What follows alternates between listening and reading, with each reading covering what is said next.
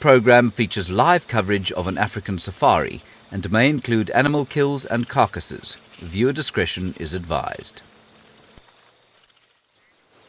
I personally cannot think of a better way to spend a Sunday afternoon than relaxing as contentedly as this particular leopard stretched out across the boughs of a marula. This is Safari Live. Ready.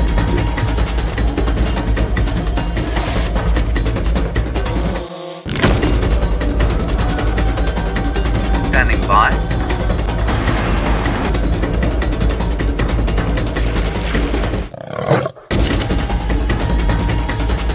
5, 4, 3, 2, 1. You are live, you are live. A very good afternoon to all of you, and welcome on another cold and cloudy sunset safari, where once again our rainy season is proving to be actually properly rainy. My name is Jamie, and this afternoon VM is on camera with me, and I feel as though I've lived up to VM's exacting standards by finding him a leopard before the drive even started. You okay with that, VM? That's not a bad way to start off an afternoon. You are watching this live from a place called Djuma Private Game Reserve, which is in the Greater Kruger National Park area of South Africa. So right up in the top northeastern corner with 8.5 million acres of contiguous wilderness. I felt I had to throw that in since James is not here. Now, if you would like to send through your questions or your comments, please send them through on hashtag Safari Live on Twitter or email through to questions@WildEarthTV. As I said, a spectacular start to a Sunday afternoon. Karula looking thoroughly content and rather full, and I think having taken some time off from her mothering duties. I have to confess that as much as I enjoyed my time in the tent this morning, I was slightly jealous of Tristan and his marvellous leopard sighting, with the three of them all wandering around. And if you have just discovered this live stream, first of all, welcome to your new addiction. Second of all, this is Queen Karula of Djuma, and she has two just over a year-old cubs, Hosana and Xongile. I heard tell that Brent is on foot searching for the cubs to see if we can have all three on this afternoon sunset safari. I think that sounds like fun. I'm not quite sure what Tayla's doing or what her plans are. I heard a rumour that this afternoon she's going to be taking directions from Craig, who is on camera with her. So we'll see how that turns out. We might have to go and fetch Tayla from the gate in the Southern Sabi Sands. Rebecca would be able to find her way, though. She's been lost there before. We're being directed by the eminently capable Rebecca, ably assisted by, I think, Megan, but I'm not 100% sure. I'm guessing Megan. Megan May Nelson is acting as a D2, and this afternoon I think this promises to be a truly astounding sunset safari. I have high hopes for it. It doesn't really get better than starting out with this iconic image of a leopard stretched out across the marula branch, looking very full. That is quite the belly Karula is sporting, which is always lovely to see. It means that she's actually managed to have a good meal and not sacrificed it all to her two cubs. Now, you might have noticed that we are sitting under a roof, and my conscience is now panging quite painfully, because of course we've been trying to do the VR with the gentleman from the UK. Oh, hello. You know, this is the first time she stirred. She didn't even move when we drove past her. But anyway, we do have our roof on because I thought it was going to start pouring with rain. It then, of course, did not. But we'll see how the afternoon progresses. What do you think, Karula? You're awake now. Wide awake. There was an elephant here 2 seconds ago. I have utterly no idea where it went. You wouldn't think it possible to lose a large grey thing quite so quickly, but it's surprisingly easy. So that might be what attracted her attention. There might actually be a herd feeding in there, and that's what she's looking at. Perched and comfortable, and very well balanced, despite the additional weight of that belly. I noticed that with Tristan this morning, Karula has an injury underneath her eyes. Oh, Roof, you are in the way. We'll keep an eye on that and see how it's healing. I'm sure she's going to be absolutely fine. Good, just a change of position. While the Queen gets comfortable, let's go and find out from Brent how he plans to start the search for her cubs.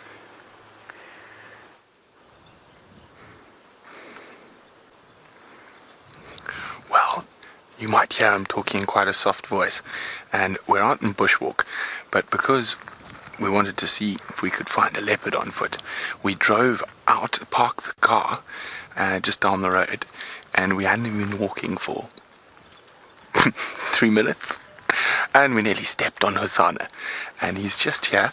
We'll try to get a better view of him now, hiding in a bush next to Treehouse Dam. Now, there were kudu all around, so we thought there were no leopards here, so off we marched, and we were actually stopped on the dam wall just above him, and he was lying flat in the grass watching us. And that's one way to start a bushwalk, with a leopard on foot, isn't this? Oh, Herbie's just let me know, and this is why we have Herbie with us, because out of nowhere an elephant's appeared. So we're on foot with 2 members of the Big Five, and I'm so excited I forgot to mention my name. You don't get to start a bushwalk like this every day. Now, what I think we're going to try to do is move into a position that's a bit safer.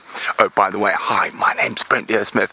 I have the most excellent cameraman who's got a bearded Sisyphus thumb just waiting to give you a hug or a hook, I'm not sure, with those thorny branches. And his name is Brian Bear, together with the killer bees. And this is a killer way to start the sighting. Elephant there. Leopard or elephant to the left of us, leopard to the right.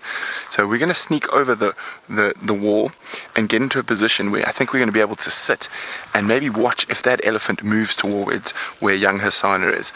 Let's go. Isn't this exciting?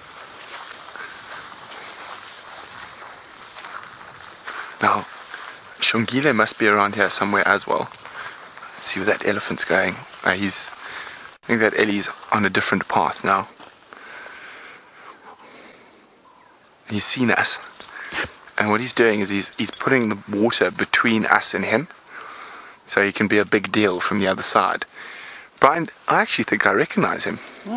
Do you think this is the one who visited us at the tent? Oh, it might be. Do you think he remembers my voice? Maybe. Doesn't want to get another talking to. Maybe he recognized you.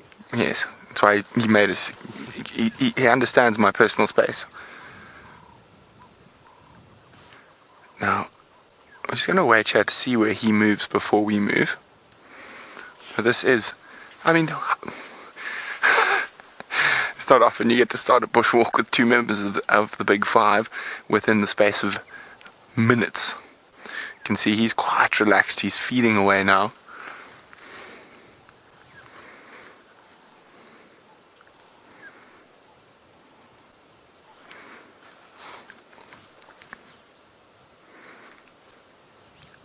Remember, hashtag Safari Live or questions at WildEarthTV if you want to get hold of us. Ask us any questions. And actually, I've got a question for all of you first off.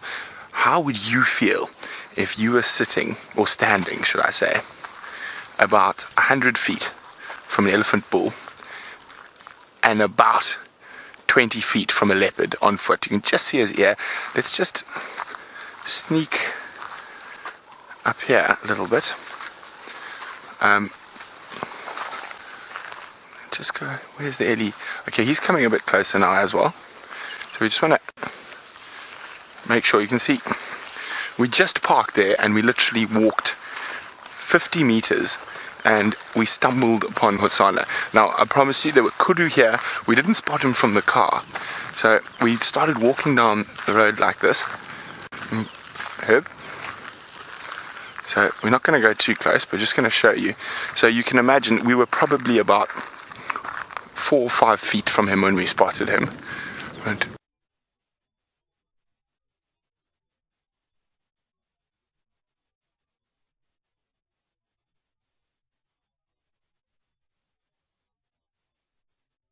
so obviously we don't want him to move, but we saw him from literally a couple of feet away. No, I don't want to. We can get a tough, but so we don't want to scare him. So we're pretty sure it's Hosana. So you can just see the top of his head. We're now about 15 feet, and as you pan up from him, there's a big grey bottom. So there's that leopard and elephant on foot, alive in Africa. So remember, how would you feel if you were this close to one of the biggest cats in Africa and the biggest land mammal in the world? Now we're going to try and move into a spot where we're a bit further away so Hosana can be more comfortable. We might even go for a walk and see if we can find Xongile. While we do that, let's go back to the Queen Mum with Jamie. What an exciting start to our sunset safari. Leopards on foot, leopards in trees, leopards everywhere. And I just wanted to show you something, because it's what sparked the whole conversation a few days ago about leopard heartbeats, because Viam pointed out to me that at certain close-up shots you can actually see Karula's heart beating. And you can see it there if you look at... How on earth do I describe that? Look in the middle of your screen and slightly to the right. Now she's breathing. There you go. You see that pulse happening there? It's really very cool. Roughly 100 beats per minute, I would guess. Maybe a little bit more. Leopard's heart beats quite fast, especially when you're this full. There you go. Wonderful. And we've got a lovely view of Karula's face, so we can have a look at her black eye, basically. She looks as though she's been in a little bit of a bar tussle.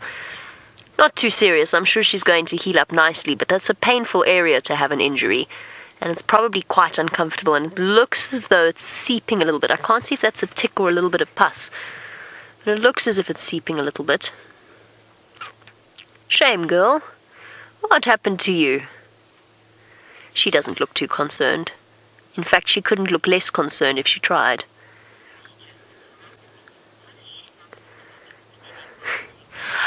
Roxy, I have often wondered at the innate ability of a leopard to sleep in a tree without falling out of it, especially since I've personally seen my cat roll over and fall off a couch before in her sleep. So I do often wonder how leopards manage it. They can. It is just the way they do things. Often you'll see them sleep like this with their legs on either side of the branch, which helps to anchor them, and the tail does as well. But I think they've just got that instinctive sense of balance, and it's, you know, they start sleeping in trees from when they're 2 months old. If the cubs start climbing up the trees, practicing their skills, and then dozing off in the branches. So I guess it's just something that is a combination of innate ability and learned behavior. But I do wonder that they obviously don't stir much in their sleep, because you could just imagine them stretching and rolling over and then all of a sudden finding themselves plummeting to the ground. It just doesn't happen though.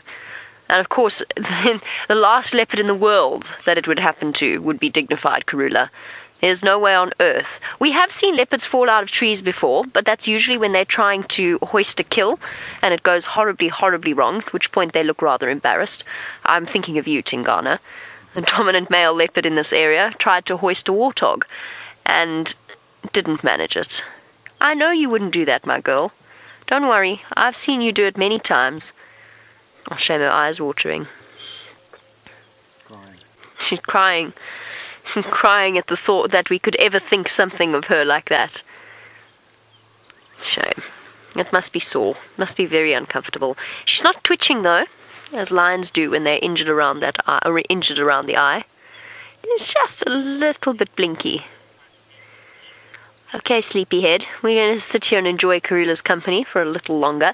I wonder whether or not her son is feeling slightly more awake.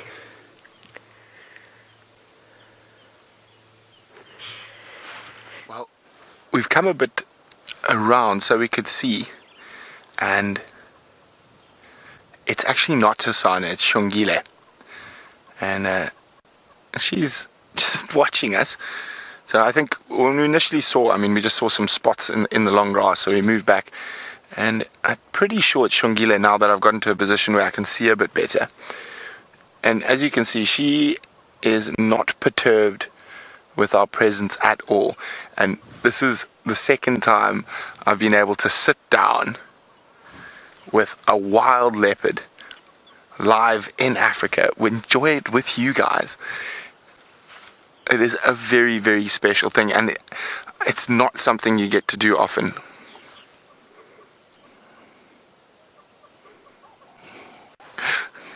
Tanith in Canada says she would feel mesmerized. Well, indeed I am. Now,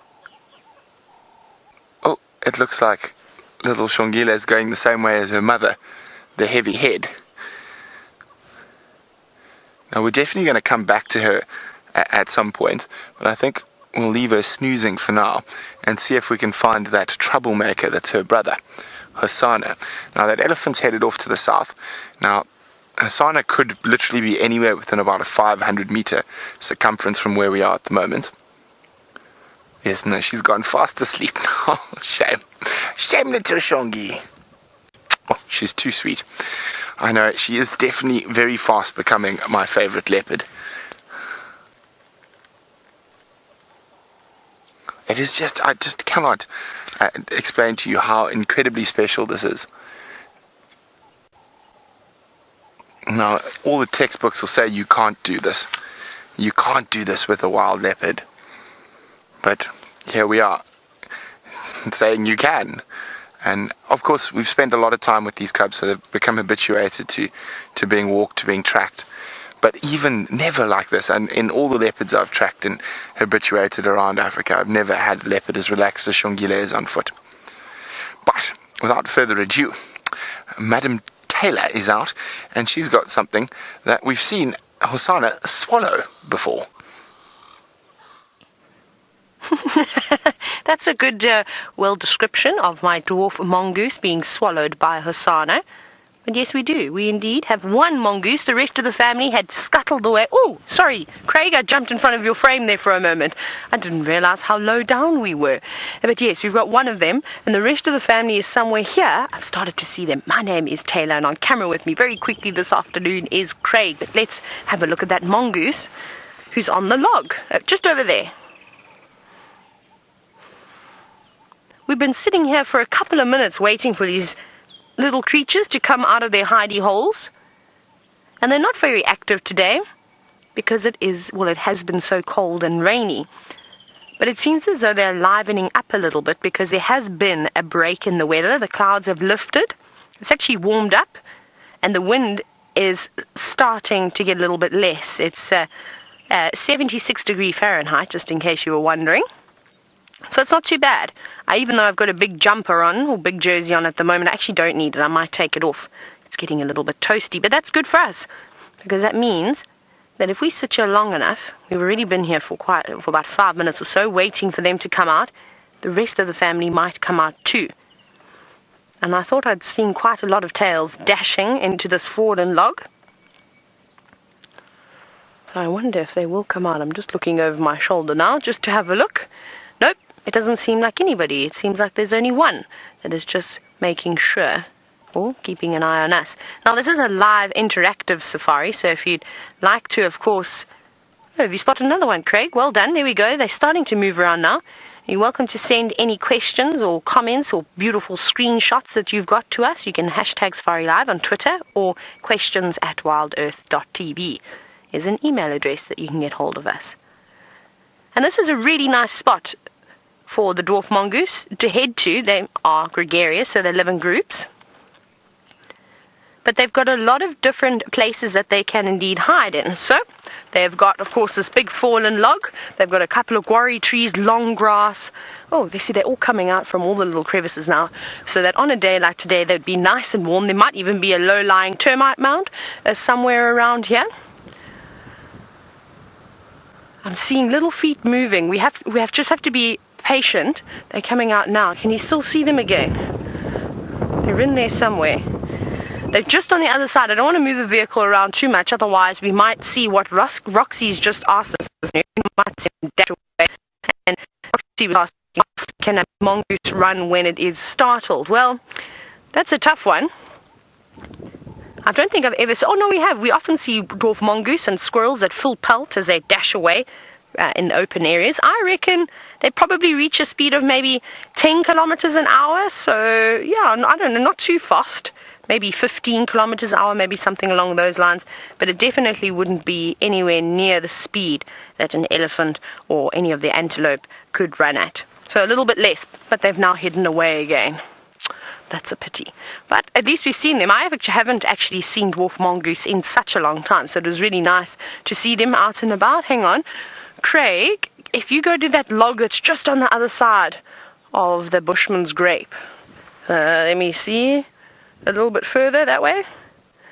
There's, yes, that log right at the back. I did see something moving. Is there anything there? Now this is what you can see, is how thick it is at the moment. We've been talking a lot about the greenery and the density of the bush at the moment, but just look at this. There he is. He's popped out again on the log. Other than this one that sits upon the log, which makes it easier for us to see it, the rest of them, they don't even need to move quick and hide away as much as they normally would when they're out in the open, because they've got the vegetation to do that for them. See that? Just slinking right next to the log. And they'd be quite camouflaged as they're moving around on the edge of the log too. There's lots of different types of vegetation, which is nice. So again, just helping them blend into their surroundings. Okay, I think let's carry on now. Remember, our plan from the pre-drive was that we were planning on heading towards Cheetah Plains. We definitely want to find Kuchava. I haven't seen her. Thank you for answering the question. It's not a problem. Any time you could tell me of the speed of a mongoose. I don't think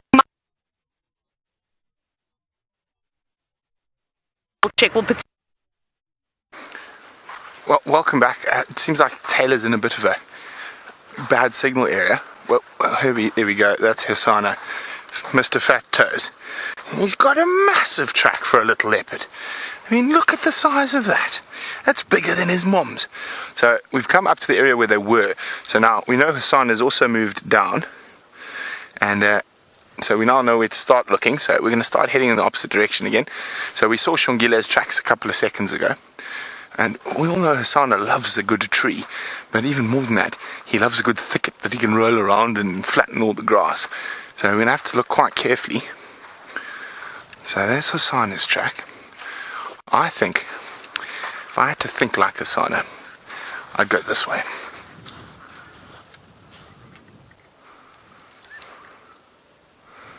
Yeah, I heard that elephant.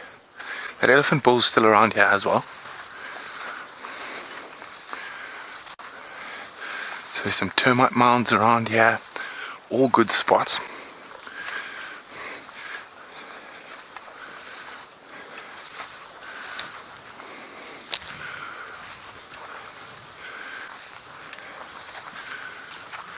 So Tristan's in final control.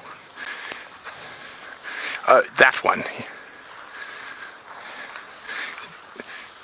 Tristan's in final control. He says this is the tree that they were in this morning. That exact tree. So he's around here somewhere. So Hannah says, can you tell the difference between Karula, Xongile and Hosana's tracks already? Quite easily. Hosana is much bigger than his mom's, and Xongile is much smaller. Karula's in the middle now. Now, you can see I'm walking very, very slowly. So in these circumstances, often you will see a leopard literally at sort of the edge of my stick. Now the trick is, with leopard tracking normally, is what one must do is you must see the leopard. It's always a good start. But as you see it, you go, ooh, and you pretend you haven't seen it, and you wander away. Because they rely so heavily on camouflage, if you start staring at the spot like that, they'll sometimes become aggressive, and especially if you spot them at a very close distance. So even a youngster like Hosana might get a little snarly from sort of under 5 meters, but this is how you find leopards in the Sabi Sands. There's no collars, there's no telemetry, it's good old-fashioned tracking, and I nearly said a bad word, it's very good fun. I was going to use an old English adage.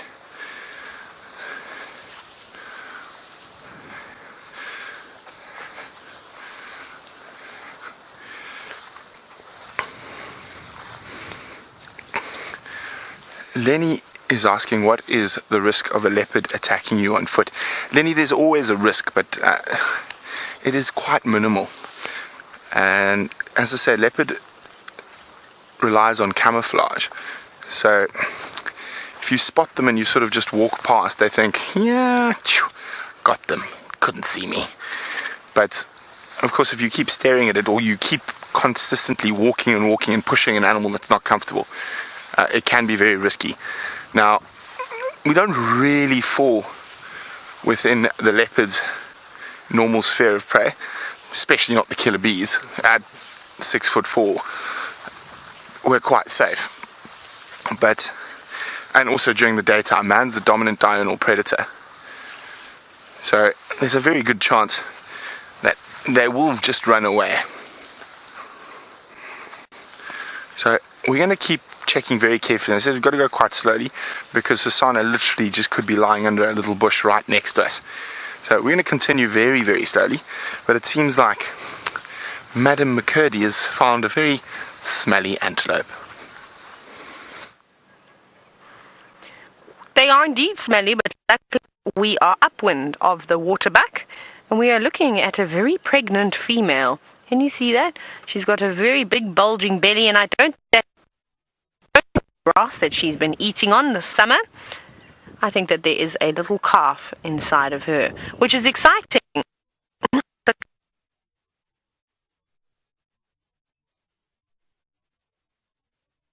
And the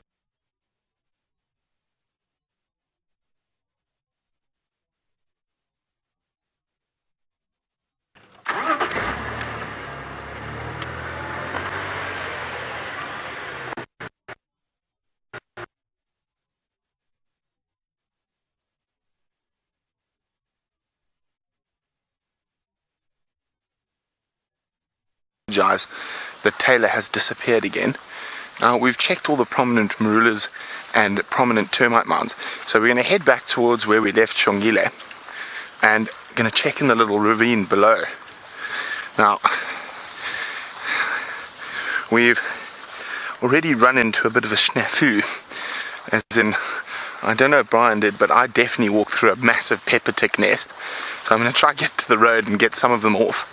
I'll show you the age-old method of removing pepper. Oh no, there's a better one. And now I'm walking a bit quicker because I'm trying to get these ticks off my legs before they latch onto me.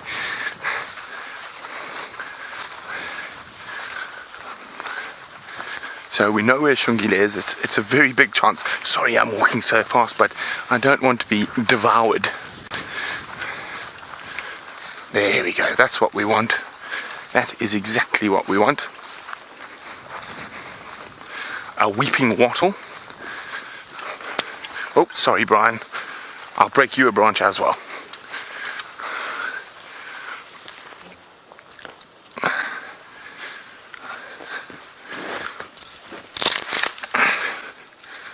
Here's another good branch. Oh, these young ones will do well. Okay, let's go.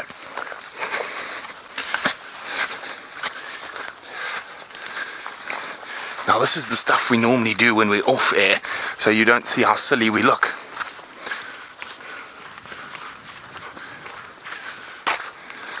Now we just want to check for Hosana's tracks on the road here as well. I'm just going to catch up with Herbie. And also don't want to beat and make too many sudden movements when Xongile is quite close, because she's still just off to the left of us.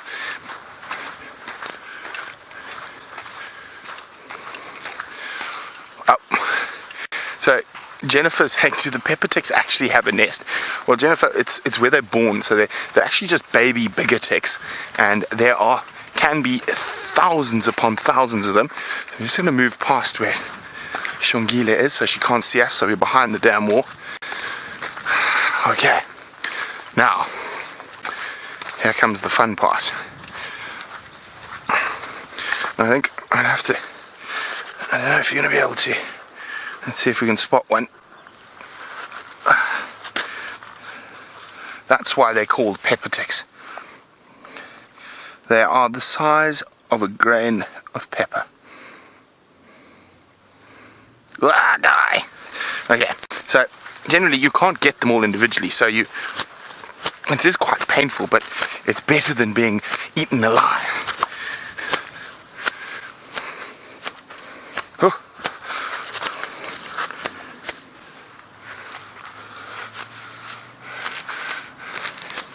Okay. Beating the pepper ticks. Let's have a look. How did we do? Well, there were hundreds a few seconds ago. Now, just a biting fly. You can also get swatted. There we go.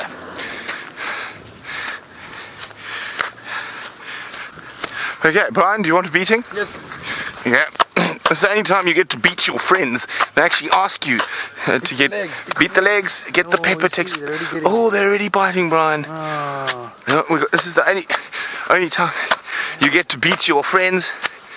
Oh, all over your shorts. Oh, I think Brian got more than me. Yeah. But while we beat each other, let's go across to Tayla, who's got something even taller than Brian and I. We've got a big giraffe. We've actually got a couple of giraffe. I'm going to just duck over here, scattered all over Gari, Maine, which is wonderful. And I hope that they decide to stick around. It seems like it's a group of ladies, from what I can spot at the moment. We'll have to take another look, though. And I wonder if there are any more that are perhaps lurking in the far distance, hiding behind some of these acacia trees. And there's lots of bush willows and marulas around here. But she is lovely, isn't she? I think today is going to be a good day. I must tell you, I wasn't very optimistic in the beginning when we started going out, because the wind was howling and it was really not pleasant. But then we got a couple of sun rays, and it's proving to be quite fantastic, because we very briefly had Waterbuck, and then we've also had this beautiful giraffe, and I suspect we're going to have a lot more animals this afternoon. But isn't that lovely? There's another one just through here, which is feeding on a marula tree. And, well, normally marula trees are nice and tall. Sometimes the branches can actually be quite difficult for even the giraffe to feed on. But this one's growing slanted, and it's also got lots of small branches coming out of the sides. I think an elephant must have had a push up against that one. Maybe it tried to push that tree down. And she's loving it. She's going, this is fantastic. Thank you, elephants. And look how she's actually having to use her tongue. See, normally what we see is the giraffe very delicately pulling the leaves off with their lips. But now when the branches are so high up like this, they really have to tilt their noses towards the sky and then poke those very long tongues out. Look how cool that is. Now they've got exceptionally long tongues, as you can see there, though she's not really showing, well, all of what she's got hidden away. But it's about 40 centimeters, so that's about a ruler and a third, which is quite cool. Imagine having a long tongue like that. I think children would like to have a long tongue like that. Hello, girl. Oh, wow! We got the third one. Look at this one. It's come and stood right next to us. It's probably about 20 feet away from us. This is amazing. We're covered in all the oxpeckers. Now, I'm trying to see if this is a girl or a boy. It also looks like another girl. So we've just got another vehicle coming past. I think they're going to try and squeeze past us. Craig, I think what we should do is let's oh no, they're very kindly, they're going to go all the way around. Fantastic. Thank you so much, guys. Thank you. That was really nice. So I'll get to your question now. Sorry, that was so kind of these guys. They pulled right off the road from us, then they went all the way around as to not to disturb this giraffe sighting. Thank you so much, Chitwa Rangers. Very cool. I think that this is wonderful. And they just seem to Sorry, Rebecca, I know you've told me this question now, you're about to tell me for the third time, but I can't remember it. I keep getting too distracted this afternoon. Ariel, you were wondering if giraffe were in the horse family.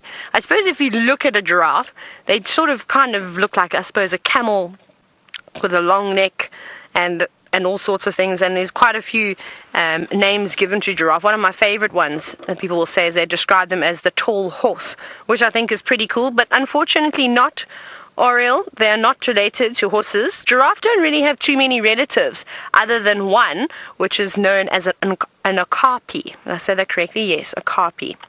And you see them in the Congo. That's an animal that I'd love to see. But other than that, and I'm sorry I don't have a picture to show you, but we can always try and search one on the interweb. We might get lucky. But they're really cool too. They've got long necks, but not quite as long as the giraffe. They also look like they've got a bit of zebra in them. They're a really interesting creature. But look at all the oxpeckers. You can see that there's a juvenile oxpecker right in the middle. The one that hasn't, you can't really see the red beak and the yellow eyes, so it's just sitting on the top left shoulder of that giraffe. So that's a little one, and that's probably feeding with its parents, still learning as to what it needs to do when on an animal. And look at that incredible scissoring motion. It actually reminds me of a sewing machine. I think the way that they, obviously they're not sewing, they're just sort of scissoring through the hair as a hairdresser would do if she was cutting layers. And they're just filing through, getting the ticks that are all covered on Brent at the moment. Actually, Brent needs an oxpecker. They would help him out quite a bit, actually. It would be quite interesting to have an oxpecker jumping around on you, though. But that's exactly what they're feeding on. Is those smaller, little ticks. And then the yellow-billed oxpeckers, which are the rarer ones, we don't see them very often, but you can see them every now and then. They eat the bigger, sort of the ticks that looked all engorged.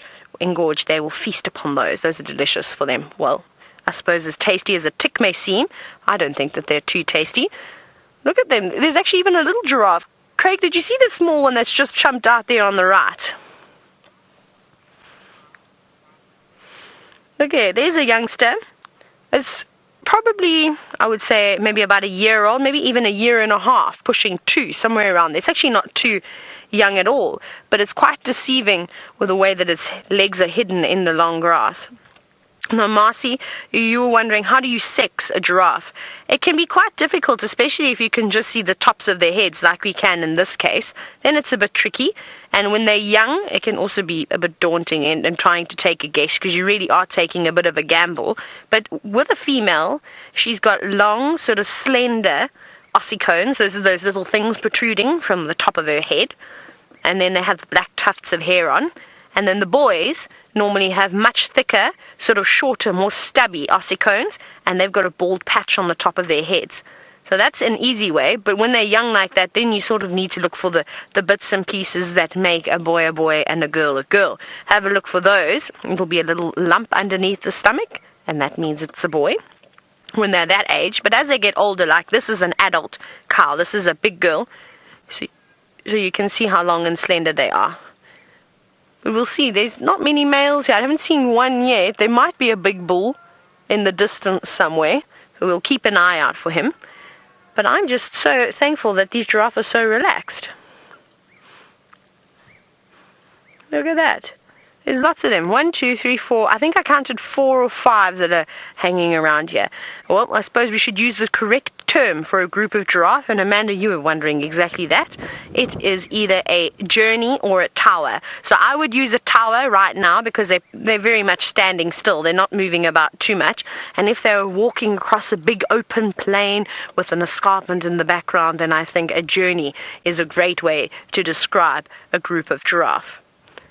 But very vigilant, always looking about. They've got exceptional eyesight. And the behavior is actually quite interesting, and we often talk about the matriarchal system that you see with hyenas as well as elephants.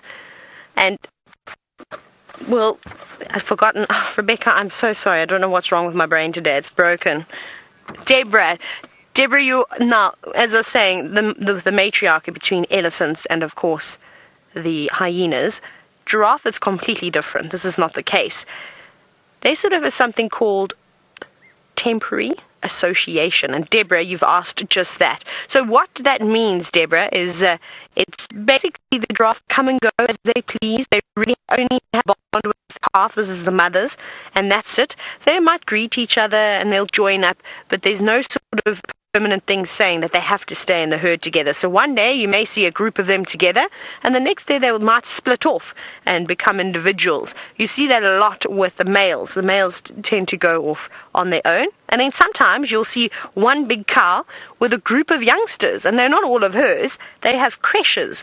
So I suppose they're definitely gregarious in some sport, but they don't stay like that all the time. So often one female will take all the youngsters and go and sit in a thicker area, and they will sort of look after them like a play school. Now there's perfect timing, Rebecca, because there's a vehicle that's just actually pulled up behind us. I'm going to have to shuffle out of the way from them. We can't hog the whole main road. And just as these giraffe are walking down the road, we've got somebody else who could almost challenge a giraffe because of his height. So let's go across to Brent. Oh, that's very kind of you, Tayla. I think a giraffe's got a few meters on me. I think they have 14 to 16 foot. So more than double. So Brian and I are checking this little river system now. We've been a bit nervous after our tick attack, so we decided to check the road. Well, it is also a method to our madness. It's the best place to see tracks. And just checking all the big termite mounds. Let's have a look from a little bit further ahead. Now, his last tracks were heading this way, but there's no tracks of him coming out near where his sister is. I wonder what mischief he's up to. He's definitely not murdering terrapins. Maybe he's practicing stalking kudu. Now, remember, hashtag Safari Live or questions at WildEarthTV if you have any questions for us. Ooh, that looks like a good Hosana hidey hole. Now, for those of you who might have joined, you occasionally see Herbie behind me. He's our security detail, so while I'm presenting and concentrating on speaking, Herbie makes sure I don't bumble into a buffalo. Now, this is the type of area that Hosana seems to like. These lovely peltiforums. It's the same tree we used to beat our legs with, but this one you can see it's been pushed over by elephants. There's some nice cover underneath, and it's a really good spot. Lions and leopards always alike. I'm sorry, I was just giving Herbie the thumbs up. He's telling me he's going to do a loop that way. Make sure Hosana is not that side. Hi, Carolina. Carolina's asking about the ticks that attacked us and whether they carry any diseases. They do, Carolina. They carry a disease called tick bite fever, or rickettsia, and you can get immune to it.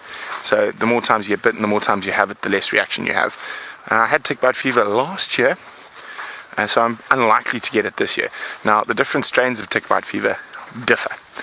So if, for example, we're in the Mara, it's likely it's going to be a different strain of rickettsia. So you do need to get it and sort of get on with it and get it out of your system. Makes you feverish, nauseous. It's not very pleasant, but doesn't last more than sort of 2 or 3 days. Now, Hosana, where are you hiding? Herbie's just gone on a big loop. We're just going to check down to where the next road junction is. We can hear rattling testiculars. Tree, tree, tree. Now, they don't call like that when Hosana's around. They'll be giving a different call. More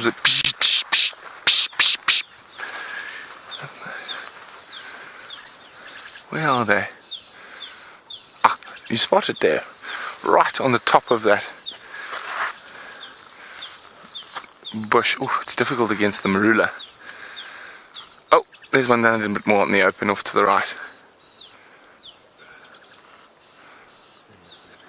You got him. There we go. A rattling testicular. Making lots of noise. Now, I had a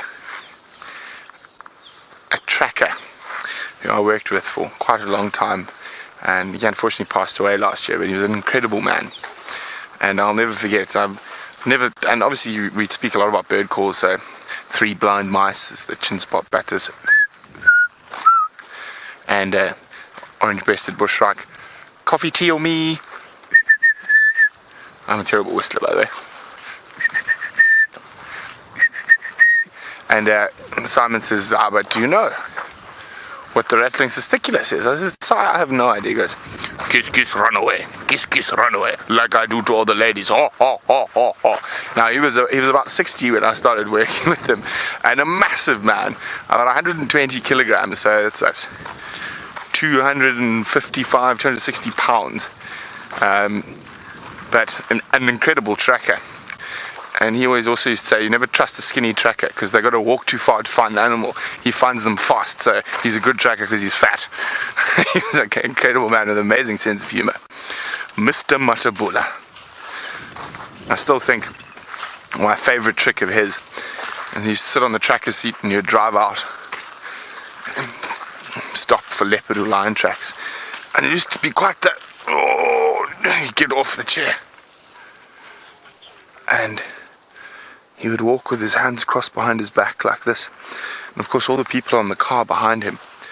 And then he would just turn around towards them and go, "Hey, don't check me. I'm not your TV." So he had lots of jokes.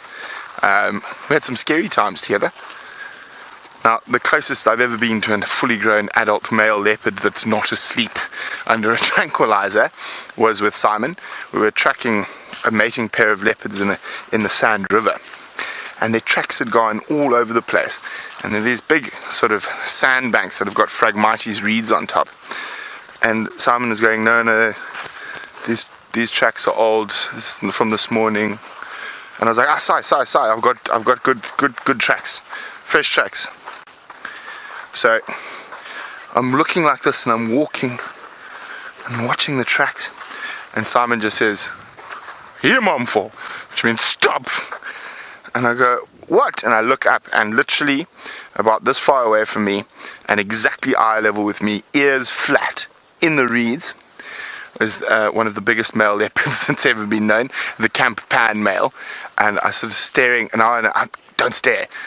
And he's like, slowly, and literally I think that turn must have taken me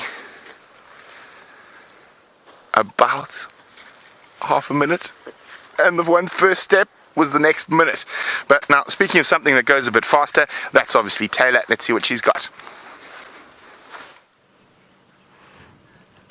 We have got an African wattle tree at the moment. We did very quickly have a fork-tailed drongo. Sneaky bird, but it has flown away. That's alright. I was just hoping to show you a little something before we ventured on to our favorite warthog burrow to see if our friend, the old man, the warthog, is still lying about, keeping nice and warm. But that's where we're going at the moment. We might see another drongo. There are lots of them around here, and I think that's because there are lots of grasshoppers at the moment jumping out of the grass. I've just seen a couple shooting up, so I think that's why they're hanging around over here, trying to catch all those juicy grasshoppers. Which, let's be honest, for when you've got the skills of a drongo, I mean, they're acrobats of the sky, they're incredible the way that they move. I don't think that catching a grasshopper would be too much of a challenge. I think that they are nimble enough to swoop down. It's like the rollers as well. They make it look so easy. Okay, now I suppose we've got to sneak here. Let's sneak. So Rebecca in Final Control has asked a question, and her question is, what bird would I be? Craig, I'm also passing this question on to you. So what bird would you be? So think about it. I think I would like to be a black-shouldered kite. That's what I would like to be. Oh, no, fly, get out of my eye. Oh, no. There's the warthog burrow. So I'll tell you why I want to be a black-shouldered kite in a moment. But it doesn't look like anybody is home. That entrance does look quite churned up, though. But I think that's from the warthog. Or maybe we can see a footprint. It's a bit difficult to see a footprint. Yes, there's a couple of square tracks right in the middle of your screen, so I think it was the warthog that was going in and out over here. Maybe he'll be back later. Just a moment ago I'd said that the wind was dying down, and of course the weather obviously understood me, and now it's picked up again and is rustling all of these leaves. That's a pity. Okay, no luck here then, but that's okay. We'll get him next time. The reason I would like to be a black-shouldered kite is because they're one of the only birds in southern Africa that can hover without the aid of the wind. So what happens is you'll often get the big eagles, you'll see them hovering, but they're using the wind to help themselves, whereas what are they called again? Pied kingfishers, because I haven't seen a pied kingfisher in ages. They can do it, and then so can the black-shouldered kite. I think that's a pretty amazing little adaptation to have there. And then also they're pretty amazing in terms of what they can catch. So I saw one. Who are you? Who is flying here? Buffalo weavers and magpie shrikes. Look at the juvenile magpie shrikes while I tell you about why I want to be. That's cool. You see that little knobthorn, Craig? There's two birds. There's a juvenile magpie shrike, and the hornbill just chased it looked like a buffalo weaver away, the red-billed hornbill. That's naughty. So the three of them are quite happily sitting in the thorny tree. Here they are. And that's a brave tree to even sit in, because you can see they've got lots and lots of little thorns all over the tree. You also look like a little one. I don't know, I don't think that this is an adult red-billed buffalo weaver. I think that this looks like a juvenile too. It's a bit clumsy at times. And its breast is also quite mottled. I don't think I've really ever noticed that too much in the adults. I could also be mistaken. This could be something that I've just realized. This happens a lot to us as guides. I don't know, it just looks very young to me. But I don't know why they're in there. Your feet must get sore every now and then if you don't hold on correctly. The thorns are very, very sharp. And I'll get back to the black-shouldered kite in a moment, once these three decide to fly off, though it seems as though our magpie shrike has flown to another branch. But this is definitely not a juvenile red-billed hornbill that's just now flown away. That looked like an adult. But let's have a look. I just love these little magpie shrikes, the ones that are just to the left of that one, Craig, where the pile of trees are. There we go. Look how short its tail is. And you can hear them all shouting about too. And that's funny. I'm surprised this one isn't chattering quite a bit. Because normally they'll chatter when they're sort of begging for food. And there was a juvenile virtual starling in camp today, following mom or dad around, begging for food, making a huge noise. But this magpie shrike's obviously getting old enough now that it's quite happy to forage on its own. Because I haven't seen any adults yet. There were just two juveniles with these shorter, stumpy tails. Yeah, it's talking now. I can definitely hear the other one, I just haven't spotted it again. Here we go, it's responding. Just looking behind me. Oh, it's very far away. I actually saw it, but it's not the greatest view. I can just see its tail dangling out of the tree. So we'll stay with this one. But they both look like youngsters, and no adults around. Oh, little ones, I'm sure you're big enough though and strong enough to be able, of course, to manage on finding food for themselves. They'll get there. Like I said, there's lots of grasshoppers and things around, so it's not too much of a problem. Now, I am going to show you a picture of I'll do it in a moment. I'm very quickly just trying to open up this app. Right. Here we go. Let's go. Black-shouldered kite. I'm going to find a photo. Let's go to kite. See, I took my book out and I've taken it out again. I haven't put my bird back in. Ah, perfect, right there. That's just what we needed. Okay, I'm going to flip it. There we go. That's what a black-shouldered kite looks like. Beautiful bright red eye, the yellow feet, and then you can see the lovely black patches. Now, if you were going to be, well, technically correct, it's not really on its shoulder. Its shoulder's inside the bird, so you can't really see it, and I think that's why they want to change the name, or they have. I don't think they've already started the process of changing the name of the black-shouldered kite to the black-winged kite, which is quite interesting. And it's not because anybody's trying to sell more books. It's one of those things. They're just trying to keep all the bird names in a row all over the world, so you don't talk about one bird, a common name, and then there's the same common name for another bird that's a completely different species elsewhere. So they're trying to avoid that and change things like that. So I just think they're incredible raptors. Like I said, I saw one in Kruger. It caught a red-eyed dove, which was pretty impressive. But red-eyed doves are quite big. They are quite large indeed, so that's why I think I'd like to be a black-shouldered kite. We're going to start missioning towards Cheetah Plains, which is a little bit of a distance away, but let's go take another look at the Queen herself.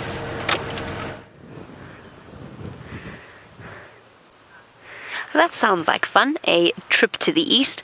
And sorry about the extended disappearance, everybody. We were just getting rid of our roof, which we have now done. And of course, it's now going to rain on us, just because. But we've got rid of our impediment, and we now have a clear and unimpeded view of the Queen. It is in fact impeded by the long grass. I like Tayla's game of what birds we would all be. I don't know if she came up with any other ones. I said VM was a shoebill, but I don't know why I said that or where that came from. It just kind of popped into my head. If Karula were a bird, she'd be a peregrine falcon. That doesn't make any sense. James would be a drongo, definitely. Fork-tailed drongo. Brent, I'm not sure. It's a tricky one. Steph would be a battalier, I feel. Oh, flies biting her ears. What would Brian be? Shoebill. There's a saddlebull. Saddlebull. One of the tall birds, definitely. What would I be, Rebecca asks. I don't know, Rebecca. Maybe a marabou. Rebecca is emerald spotted wood dove. Oh, that's lovely. VM says that you would be an emerald spotted wood dove, Rebecca. I love those birds. I think that's a lovelier thought.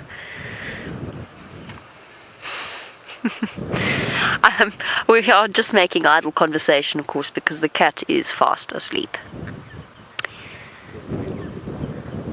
Kirsty would be a hoopoe. She's ginger enough on top. Craig says he wants to be a budgie. Are we going with what people want or what people would be? I definitely think Steph would be a bird of prey. No, Craig's definitely not a budgie. Craig's Batman. He can't be a bird, he's got to be a bat. This is a very strange conversation that Taylor's taken us down. No surprises there, though. She does have the most fantastic imagination of anyone I've ever met. Except possibly VM.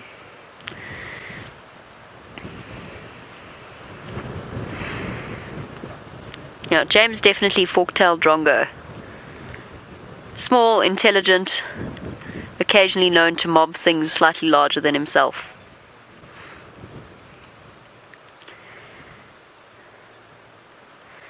She's batting away at the flies. They're bothering her eye.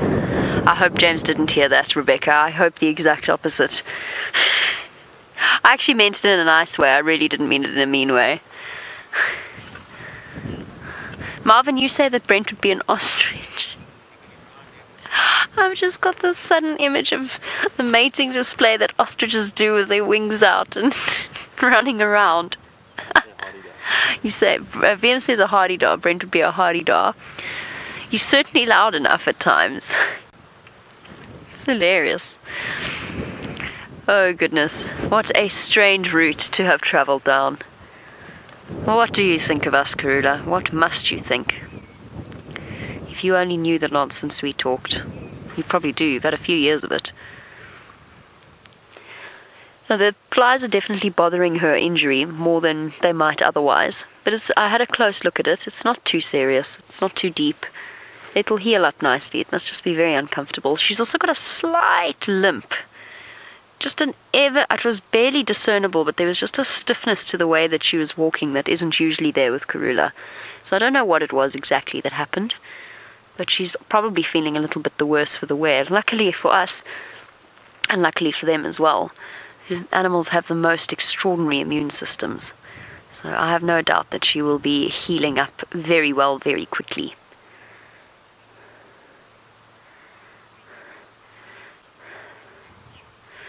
Okay, well, since we've got a puddle of spots in the grass and Karula seems to be relaxing, let's go and find out whether her daughter has any plans for the afternoon.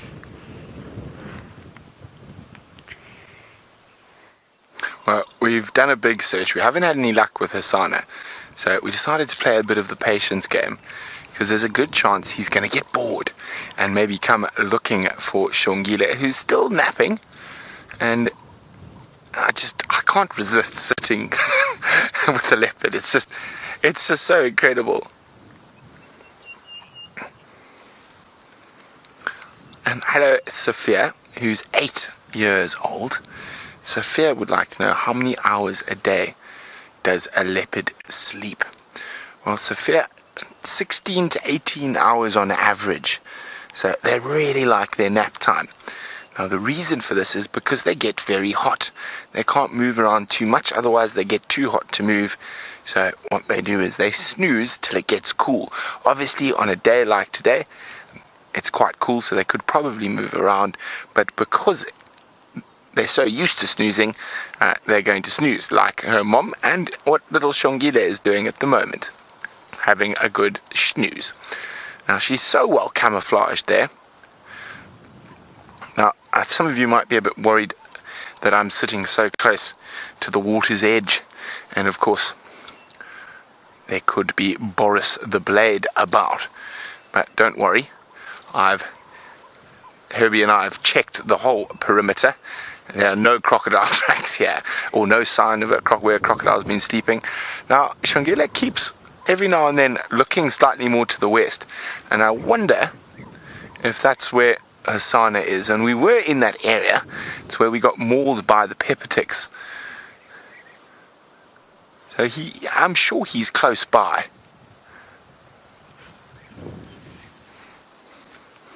Lauren, how are you doing, Lauren? Lauren would like to know, how does Karula tell the cubs to stay and not go?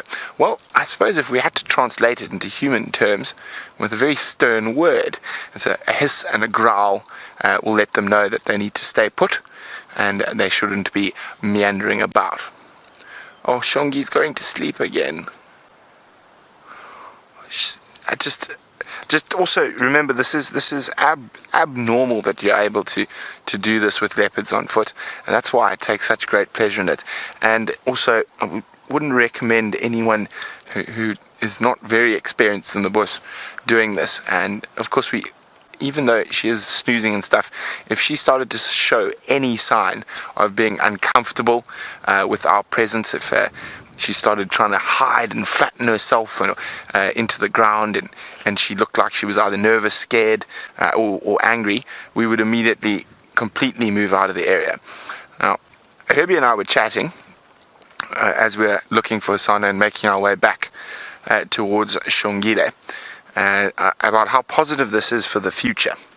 So quite often you can have very relaxed leopard cubs, and as soon as they become independent from their mothers, they can get a little bit jumpy again. But Herbie and I both feel that Xongile, that she's showing this level of comfort with being tracked on foot. And normally tracking on foot is one person. And I mean, remember, we've 3 people here. There's Brian, and he's got a big aerial sticking out of his back, and Herbie and myself. And she's showing this level of comfort, which means she's going to be an incredibly relaxed adult, which is always great news. And that's how the Sabi Sands has got its reputation for leopards, is that over the years that people have worked really hard, spent a lot of time on foot and vehicles with leopards, and the legacy is still today. And I mean, the real habituation process with leopards started in the 70s. Before, if you saw a leopard, you were lucky. And then people started putting serious effort into tracking them and finding them and sticking with them. And it's not easy. I mean, leopard viewing in the Sabi Sands looks easy now, but it's a good 45 years of work that's gone into it. So I've had the fortunate experience of being in sort of lots of different places in Africa, in areas where the animals aren't habituated, and it takes an incredible amount of time. I mean, even a lion, which you wouldn't think so, but a lion pride that's not used to people, never seen vehicles and stuff, takes a good 6 to 7 months to habituate. And then even still, and not like the Nkuhumas, you've still got to park sort of 20-30 meters away, otherwise they start getting nervous. Leopard can generally take years unless you've got some luck, and the luck of the draw is you need to be very lucky, and one of the females you find needs to have very young cubs, because then you habituate the cubs. They don't have sort of that adult nervousness that animals have yet, and if you habituate the cubs, they will habituate their mother. Now, habituating adult male leopards that are are nervous is probably the most difficult, and it can take 3-4 years to habituate an adult male that's not used to people yet. But with Xongile and Hosana, I mean, look at this. I mean, Hosana's a little bit more nervous on foot. We've seen that before. When he was in the tree, he shows signs, so you immediately move out when you find Hosana on foot. But I mean, the last 2 times that I've spent on foot with Xongile, last time she was up in a tree, and I was actually ended up much closer than I am now to her, and that was incredible. That was amazing. But enough of my nattering on about the habituation of leopards. If you have any questions, hashtag Safari Live, questions at WildEarthTV about the habituation of leopards. But let's go to a fully habituated adult female, Karula.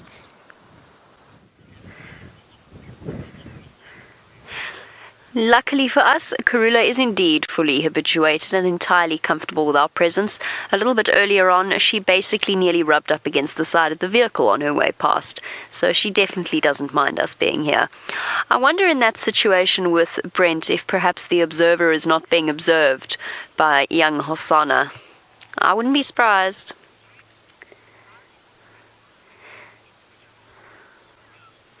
Now, Reese, you want to know, here's the $1 million question. Reese, shall we try and reposition while we do this? Because at the moment, we've got white belly and spots. I love Karula, but we could maybe do better. You wanted to know whether or not leopards can recognize or are capable of recognizing individual people. Yes, I believe they are.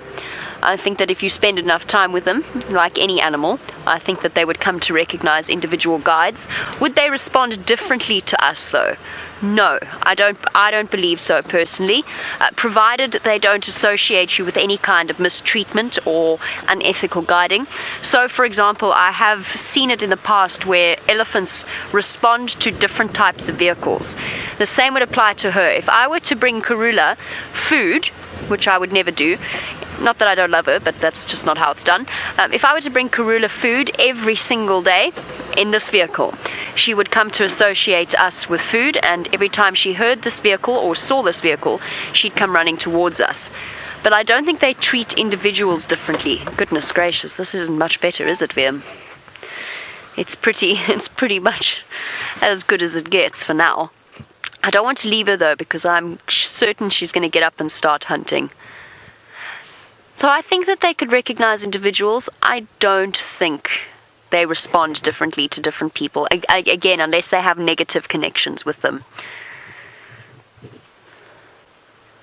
And I think it also always depends on the mood of that particular animal on the day. And Karula charged me once before, completely unexpectedly and out of the blue. And she was just not a happy cat that day. She felt exposed. She was stuck in the open air of quarantine with her impala kill, and she was just thoroughly unimpressed with life. So it does happen that the animal's particular mood on that particular day does seem to affect them. Just interestingly enough, in terms of tone, because obviously Tayla and myself will speak with a higher pitch than the boys. That's just part of being a girl. But there is a certain degree that you do moderate your tone slightly, especially when talking to leopards.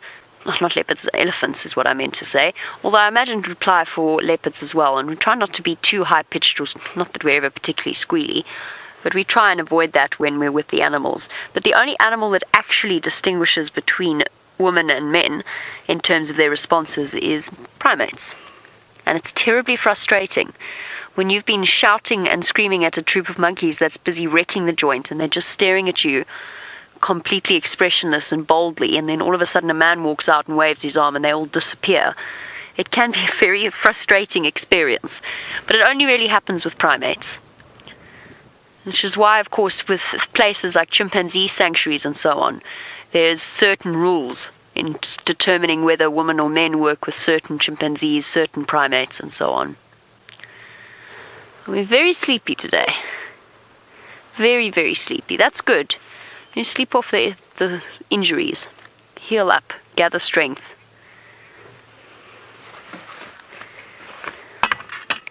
Sorry, Erica. Bear with me 1 second. You can make your way in. Erica, you want to know how far away leopards can smell what? Sorry, Rebecca. My complete apologies. There were several conversations happening at once. Human beings. How far away can they smell human beings? It very much depends on wind direction, Erica. I would say on a relatively still day at a distance of maybe a couple of hundred yards, a couple of 100 meters. But I'm not 100% sure on that. Brent, maybe it would be slightly more. Does that mean? No, I'm joking. I'm definitely not calling him smelly in any way. It really does depend. It really does depend on the situation and which way the wind direction is blowing. Sometimes they might not smell us at all. I don't know.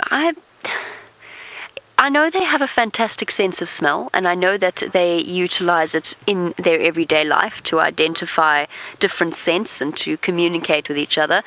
But I don't know. I have seen leopards walk right past a dead carcass and go looking in the opposite direction for it. Aw, don't you want to just give her a belly rub? Isn't that lovely? She's giving herself a little chest rub. So I think it very much depends on the circumstances. And let me actually expand on that a little bit more. Sorry, there is an entire conversation happening in my ear and on my other ear as well, which is just the guides communicating with each other as to the various sightings. If a human being were to walk through a few hours previously, they could probably still smell it. And they might even have a jolly good sniff around where Brent has been sitting with all of his pepper ticks a bit later. Xongile, once Brent is gone, might come and have a look around that area and just get a jolly good idea because they're curious. And a lot of the world that they experience is experienced through their noses. They chance they'll go and have a sniff. And it's the same when you put up camera traps. You have so many shots of various animals. Noses, basically, nose on lens, because they get curious of the smell of the camera trap and the sound of the camera trap, and they walk up and they poke their nose at it. Hey, sleepy cat. I must say that the shots, we had far better luck when it was the drought in terms of the various predator sightings that we had, but they were never this beautiful. The contrast of the green and the gold of the leopard was just stunning. And hopefully Tayla's going to be able to find you something exciting and excited on Cheetah Plains. Let's go all the way across to the east and to her.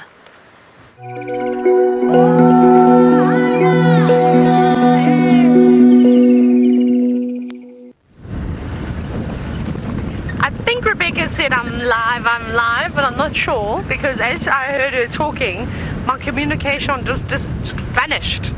There must be lots of gremlins around here. I am here. Okay, thank you, Rebecca. I heard you that time. But we are safely on Cheetah Plains, and it's horribly windy here, which is not really great for us at all because with all of these big open areas, there's not really too many places for the animals to hide. Which would be a good thing if it was great weather, because we'd see all of them, because they'd quite happily be out in the open. But this wind is not great for us, because all the animals cannot hear as well, cannot smell as well with the scent blowing all the way around in circles. Rebecca, I just heard Jamie H. Can I have the question again? Sorry, I have to talk to Rebecca like this. There we go. That's fantastic, thank you. So it seems as though they're not so wonderful. Oh, look! Crowned lapwings. Now, Jamie H., unfortunately, this is not one of the big five, and Jamie H. was asking this afternoon. Was it Jamie H. or Judy H.? I suspect it wasn't Jamie H. Judy H.? Oh, Jamie H. I was correct. Okay, I'm just checking, because we do have, of course, Judy H., who's a regular viewer, so I was just double checking, and you were wondering what the big five is. But like I said, the crowned lapwing is not part of the big five, but it is elephant, rhinoceros, buffalo, lion, and leopard. And those are the 5 most dangerous animals to approach on foot, so that's where they get their name from. It was only later that they realized that the hippopotamus was indeed quite a scary creature to encounter on foot, and so now we learn about that. But I reckon that if they'd realized that hippos were also just as dangerous, they probably would have been the big six.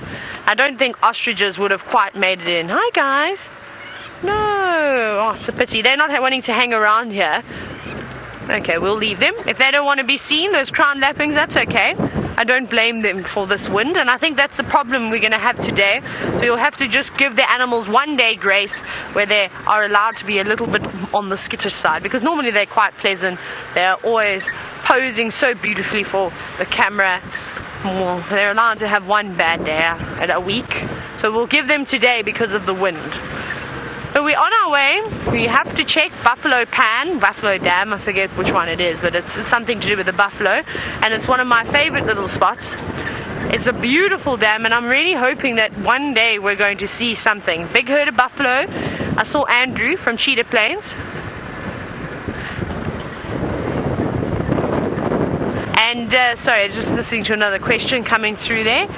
And we've got to see something. He said that there was a big herd of buffalo that were around, so we're going to try and find them if they haven't ducked for cover. And Bill was wondering, it seems that we're just talking about, oh my goodness, look at all the different birds. Who have we got there? Let's take a look. Bill, so just talking about, of course, what were you asking? You were asking about if the animals are less relaxed, more after the rain. Yes, I would say so, but now with the wind, they are unfortunately not hanging around so much. So we've got some red-billed quailias. You can see the ones with the bright red bills fluttering around. There's lots of them. There's actually there's swarming at the back. Craig, maybe you can see if you can get that. And they're sitting in this grass, but I'll answer your question a bit better in a moment. But this is really interesting with all of these birds around here. And these birds are all feeding on the grass seeds. So all this lovely, well, I think it looks like not common finger grass, maybe some of it's common finger grass. It looks like there's a couple of bits of crow's foot, some panicum maximum definitely sprouting out about here.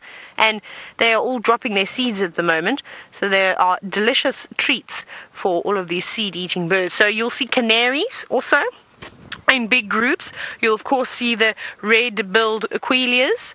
They'll be around. You might even see some of the sparrows. The streaky seed eaters might be about. I'm actually not sure I don't think I've ever seen a streaky seed eater up here. I'll have to check in my book to see if they occur down here. But they've moved a bit far away now. We might get some more because this is a lovely area for all of those birds to occur, and then maybe they'll sit still. We'll have to try and sneak up on a group of them. But it's always so difficult because they're so well blended into the bushes. You don't know where they are until the last second when they fly up and give you a heart attack.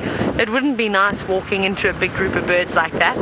I have a heart attack when a francolin flies up from the long grass and and gives its alarm, and that is horrendously frightening.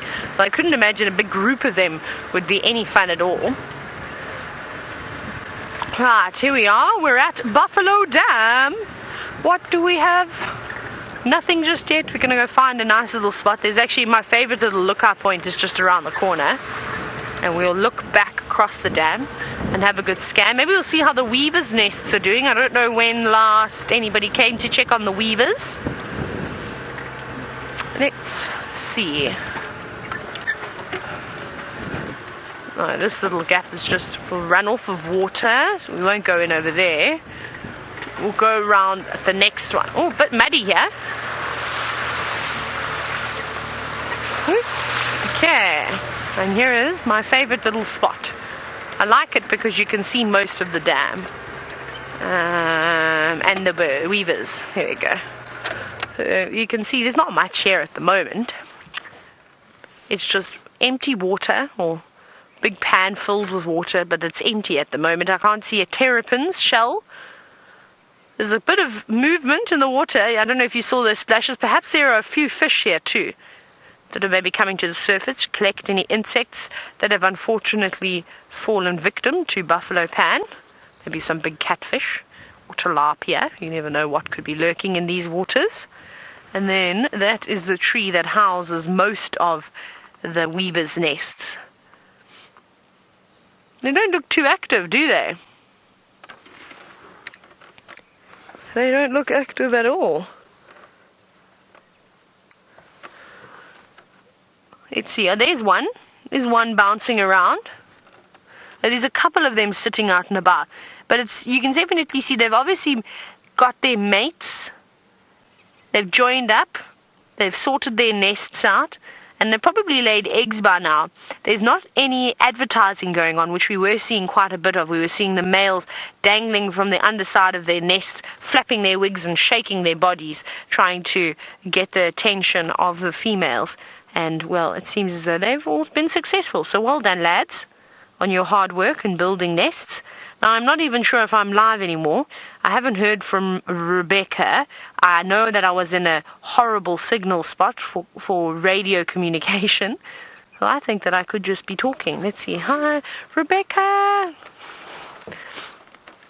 Craig, you haven't heard anything, have you? Let's see.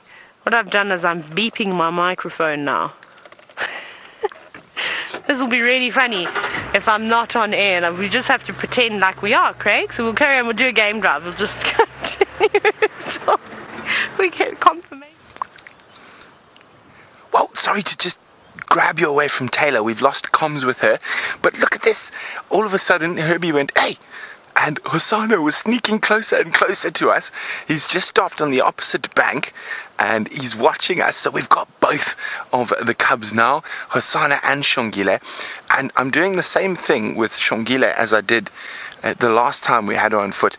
And I've slowly just kept talking and moved closer. And I've sat down now and she's actually gone completely flat and fast asleep.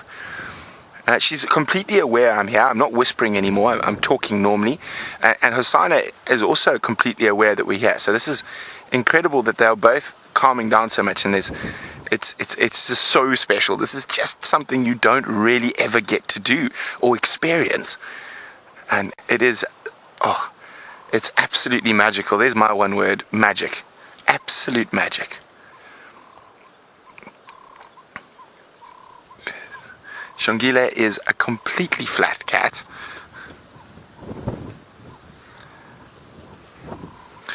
Now, hi Marcy. Marcy's wondering why they're separated from Karula. Karula needs some alone time, so she's gone off hunting. It's not uncommon for a female leopard to leave the cubs in an area, which she's done, and then move off and go have a snooze and wait for optimum hunting conditions, which are on their way tonight with this windy weather and cool cloudy weather, dark skies, great cat hunting weather. Now, of course, you never know. One of these two might make a kill. Something might meander down towards the waterhole, or let's be honest, more likely just somewhere around the waterhole, because there is so much water everywhere. The animals are not dependent on the waterholes.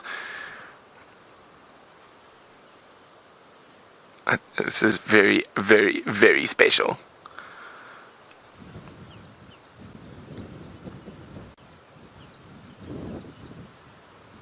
I would say Hosana's probably... He's watching Brian's aerial. He's watching Brian's aerial. But you see, he's coming closer. He's not running away. He's not scared. Now, he's definitely not as relaxed on foot as Xongile, but you can see he feels quite safe. He's got the water between Brian and Herbie, and oh, there we go. He's coming right out into the open. You can see he's a little bit more nervous. You see that by his movement, but now he's almost testing us. Look how he's come out into the open. He definitely can see us, but he's curious. So he's coming closer, and he's stopped out in the open, and he's going to go behind the bush to watch us again. Now he's coming much closer to us now. He's removing that water from between us. This is spectacular. Look how he's crawling. Now this is curiosity. Now this is very, very similar behavior to what Sindile used to do. He used to actually follow us back to the car.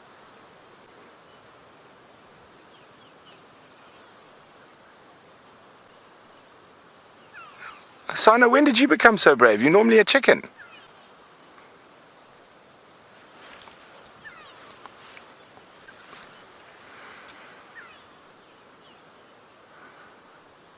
Look at this, he's now getting closer. Now, some of you might be worried that he's actually stalking Brian, but he is, but it's curiosity. So Herbie is right next to Brian, so don't worry. He's coming very close. He's probably 25 feet from Brian now. He's got himself some cover to watch Brian.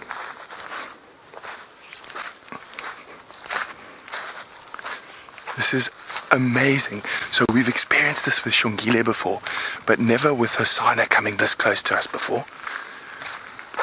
Now imagine if we just keep sitting here and he carries on and he'll go play with his sister. Wouldn't that be amazing? That will be something I've never ever seen before, is leopard cubs playing on foot. Now look at that camouflage as he's disappeared into the ground. He's about the same distance as I was from Xongile.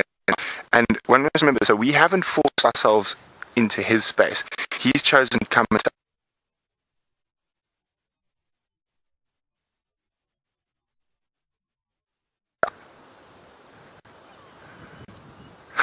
This is very special. This is amazing. Look at him trying to see through the grass at us. What you doing? What you doing, silly boy? Yeah, I can see you. You think I can't, but I can.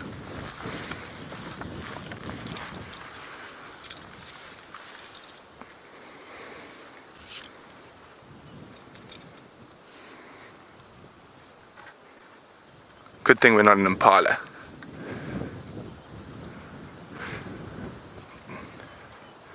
So we're going to just move into a position a little bit further away where we can see him more clearly without having to peer down on him.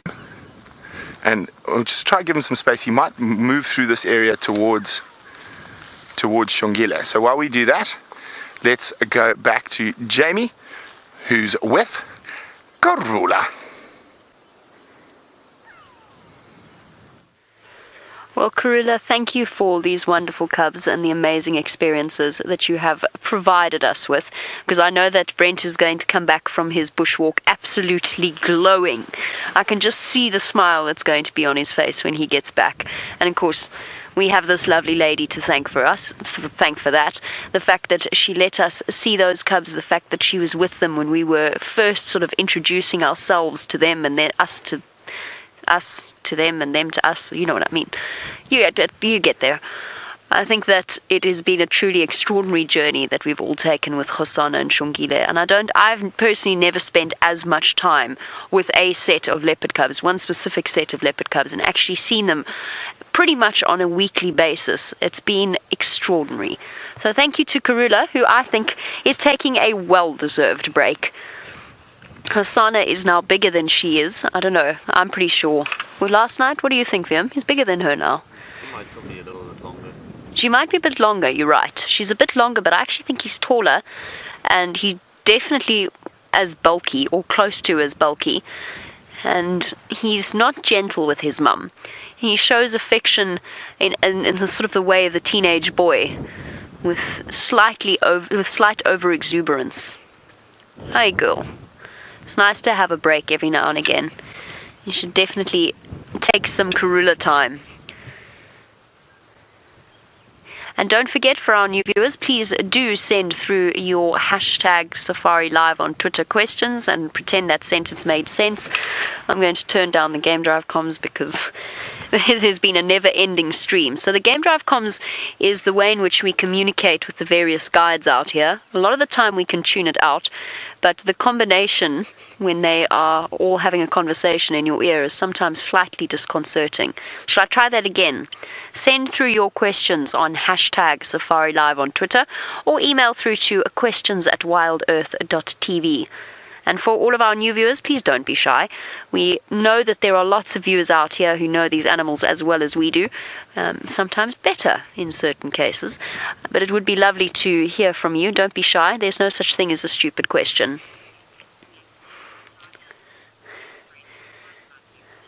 Right, let us go across and see how the Hosana Brent Brian combination is working out.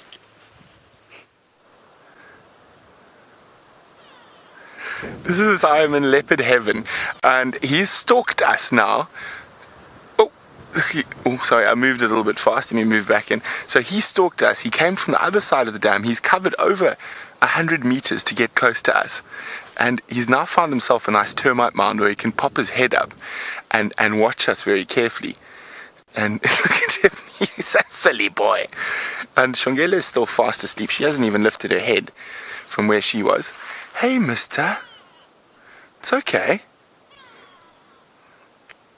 Now, this is very common young male leopard behavior.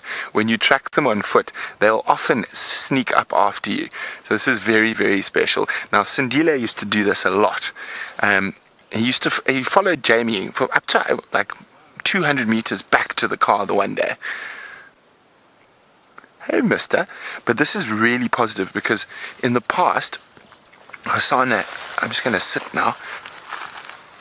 Hosana has, where do you want me, Brian? Sorry. No. So Hosana has been, where do you want me? Keep turning.